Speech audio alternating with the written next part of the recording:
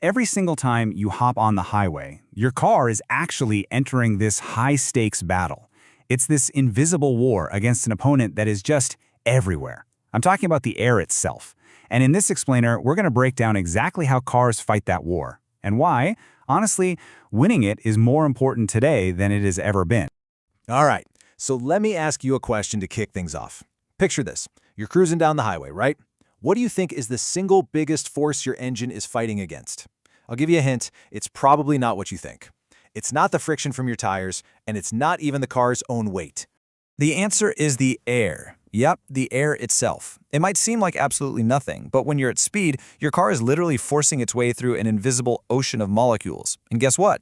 That ocean is pushing back with a surprising amount of force. Okay, so let's really dive into that fight, shall we? This first section is all about the invisible battle. We're about to see why the air isn't just some minor thing to deal with. It's your engine's biggest enemy out there on the road. Now this force has a name, and you've probably heard it before. Aerodynamic drag. The easiest way to picture it, just imagine an invisible hand that's constantly reaching out, trying to hold your car back every single second you're moving. But here's the kicker, and this is where drag gets really sneaky. It's not some simple, straightforward force. It doesn't just, add up as you go faster. Oh no, it multiplies. And honestly, the math here is just brutal. Let's say you double your speed, go from, 35 to 70 miles per hour. You might think you get double the drag, right? Wrong. You get 4 times the drag. 4 times! And that is exactly why your fuel economy just tanks on the highway. So, okay, if this force is so incredibly powerful, how on earth do you fight it? Well, the first step is you have to be able to measure it, which brings us to our next section, measuring the enemy. Engineers have this one magic number for this. It's called the drag coefficient, or just CD for short.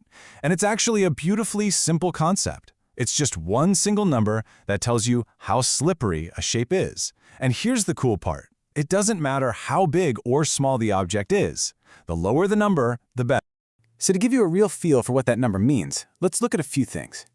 Imagine just pushing a flat plate through the air, like a giant stop sign. That's a CD of about 1.0. It's an absolute aerodynamic disaster.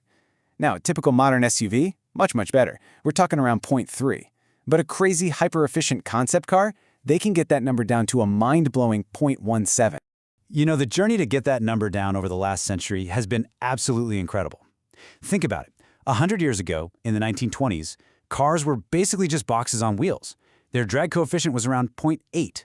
Fast forward to the 80s, you get all those cool wedge designs, and they cut that number in half to about 0.4. And today, the most efficient EVs are breaking below 0.2. That is just a massive leap. So how did they do it? How did they pull that off?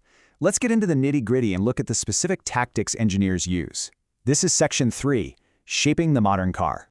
Okay, so a modern car is just meticulously sculpted from front to back. The sloped nose, that's there to gently split the air.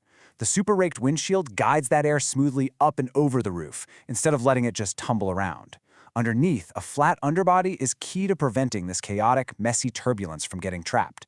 And then the rear end, that shark cutoff design, is absolutely crucial. It minimizes what's called the wake. That's a swirling vortex of low-pressure air that literally tries to suck the car backward. Wild, right?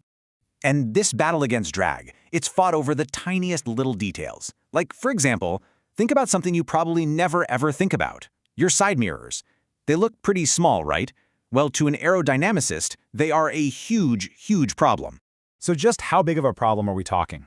Get ready for this because it's pretty amazing. On a typical car, just those 2 little mirrors can be responsible for up to 7% of the entire car's aerodynamic drag.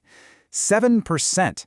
That's a massive penalty for such a small part, and it's exactly why you're starting to see some car makers replace them with tiny little cameras. All right, let's quickly clear up something people get confused about all the time.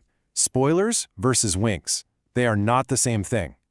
A spoiler is that little lip you see right on the trunk. Its job is literally to spoil the airflow, to cut down on lift and drag.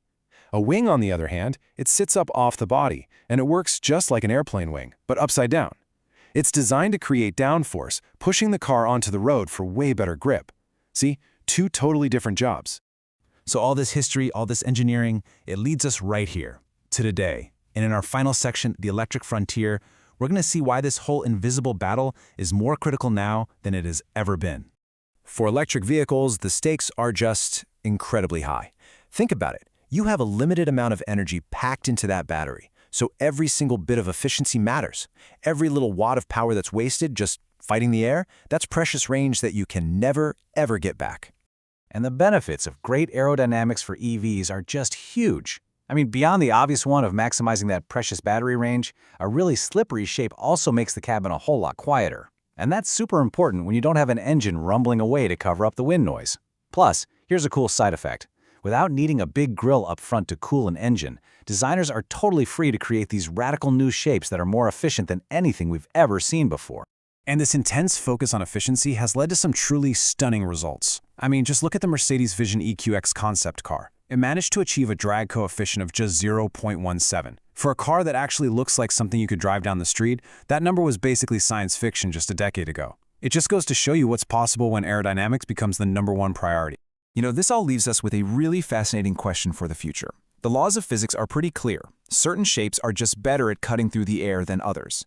So as engineers chase every last drop of efficiency, are we heading towards a future where, well, where all cars eventually start to look the same?